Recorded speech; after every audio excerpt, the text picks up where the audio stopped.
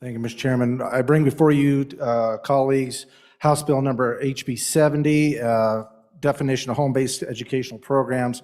What this basically is, just in a nutshell, because we all like to go home here in about 15 minutes, is this is a repealer. If you turn in your bill to the back page, it's a very short bill, 2 pages, like a good representative from the center of the state. It's a good little bill.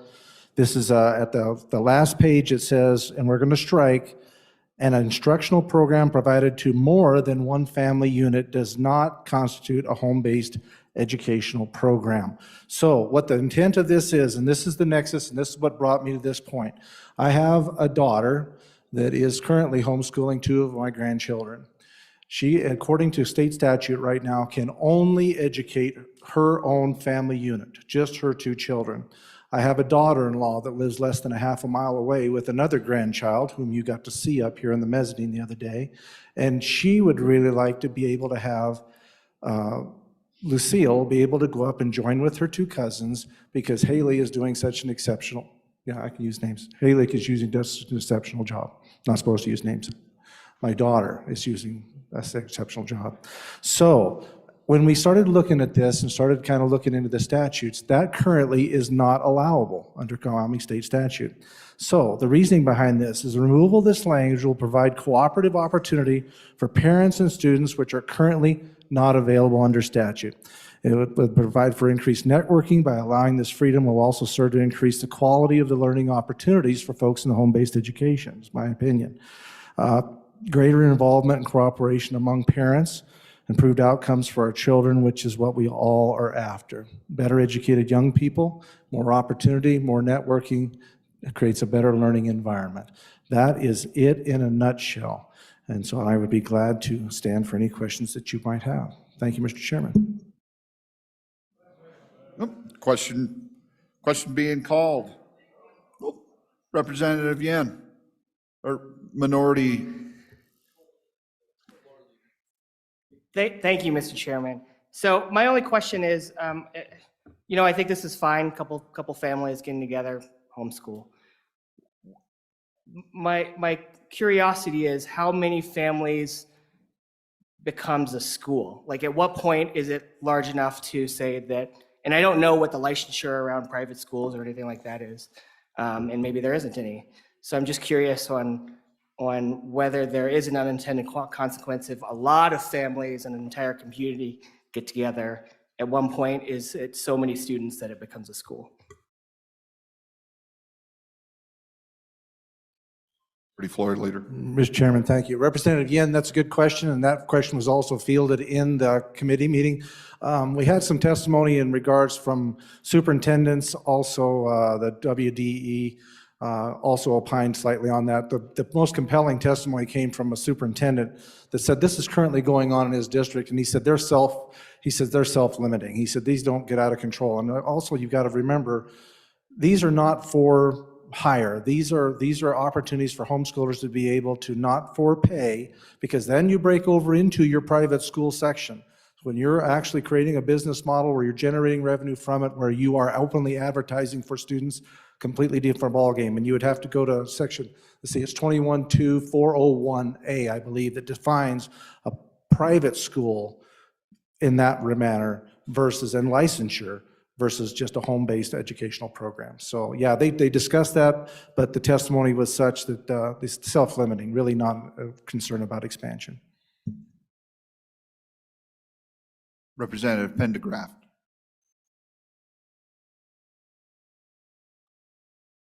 Representative Pendergraft. Thank you, Mr. Chairman. I wanted to speak to that as well, and I think the best way to speak to that is to talk a little bit about what homeschooling is. We all think of school and we think of a teacher in a classroom, and that's the traditional idea, and we respond to that. And when we hear about this plan, we think, well, we're going to have some teacher that's going to go in there and just line herself up a whole bunch of students and basically start a private school. And that's not how homeschooling works. Homeschooling essentially is a way of life. And part of that way of life is close one-on-one instruction. We see an example of that up here in the balcony. These kids are being schooled. Every experience that they go through with their parents is a cultural enhancement, and it begins to cover all sorts of topics. If you get 25 kids in a room with one instructor, you destroy what homeschooling is all about. Additionally, a lot of the families that enjoy homeschooling are large families. We had one family that testified that had 11 kids. If you had a couple of families like that together, that's quite a limit. At the same time that that family testified, there was another one there that had 9. So that is a factor in consideration, but I can't stress enough that homeschooling ceases to be what it is designed to be when you have a high ratio. While I'm here, rather than drag things out, I also want to address another question which comes up all the time, and that is, what about socialization? What about the socialization of these kids? Are these homeschool kids being isolated? I would contend that society is made up of people of all ages. Homeschool kids are generally exposed routinely and all day to people of all ages. Public school kids, on the other way, have a tendency to be shuffled off into a class where everybody that's around them is within a year or two of their age, and we call that socialization. I would invite others to testify about what we get in trouble for in public school, but I'll leave that to the discretion of the bringers of that. With that, I'll also stand for questions. Step down. Representative Davis. Thank you, Mr. Chairman. I'm in support of this bill, but I think networking and cooperation between the people of Wyoming is a well-practiced tradition, and we see it all the time. But I'm not sure if we realize it. Being from a small town, you see that in the ag practices, if I break down or something like that, my neighbor's got the tool that I need to fix, I go over there and network with him instead of buying my own, pick his brain, get his knowledge in order to fix my problem. The other thing is, when we're out there with our children at these brandings or dockings, whatever you want, with sheep and everything like that, there's a tremendous amount of knowledge being passed from the older generation to the younger generation on the vaccines, on the practices, things like that. So I think this networking or this sharing of knowledge exists throughout Wyoming. When our schools over there in our valley were locked down, they went to Zoom teaching. The students were struggling. There's no doubt about it, without a teacher in with them. My daughter is excelled in math and science.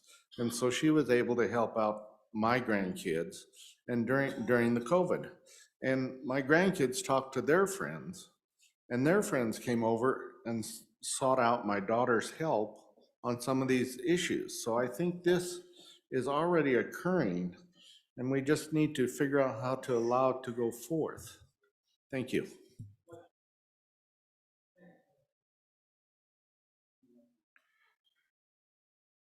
Question B, Chairman Eklund. Sayem. I hate to hold people, but so I'm a grandfather who has children that are homeschooled, grandchildren that are homeschooled, and children that are public schooled. And I've got a grandson in 7th grade who labeled a cell that had structures in it that weren't even identified when I took advanced developmental biology my senior year of college in 1974. So, and I couldn't have passed that test. So I would say the public education they're getting is as good as they want it to be. Parents that are involved with their kids in public school are homeschooling. In answer to how many students, at what point does it become a school, I would say that the bill answers it. It's 1, and it becomes a school with 1 student in it. So I just am supportive of both. Not everybody can homeschool. Our economy and the way people, our culture is structured, you just, both parents might be working, they just do not have, and not everybody could afford a private education either. So we have both happening, and that's a reality of our society, and I defend both of them, and I think that both are doing as good a job as they can, and we need their support. They need our support. Chairman Northrup. Thank you, Mr. Chairman. There's a amendment being drafted at this time for this bill, so it hasn't hit the internet. I just checked, but there's one coming.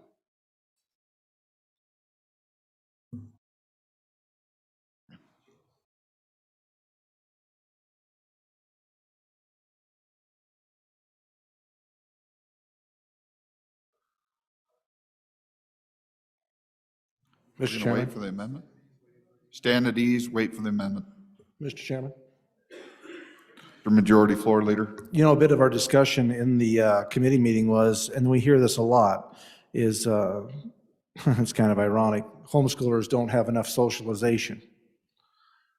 But I would challenge all of you that have been through public school, what is one of the biggest things that you get in trouble for in public school? Socializing. So just keep that in mind while you're thinking about it.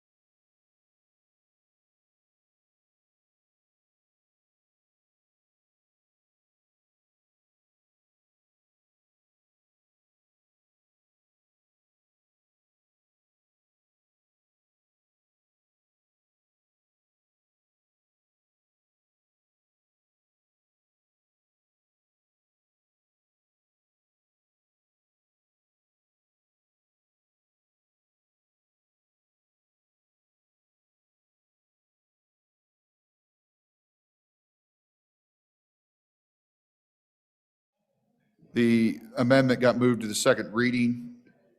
So we're back on the bill.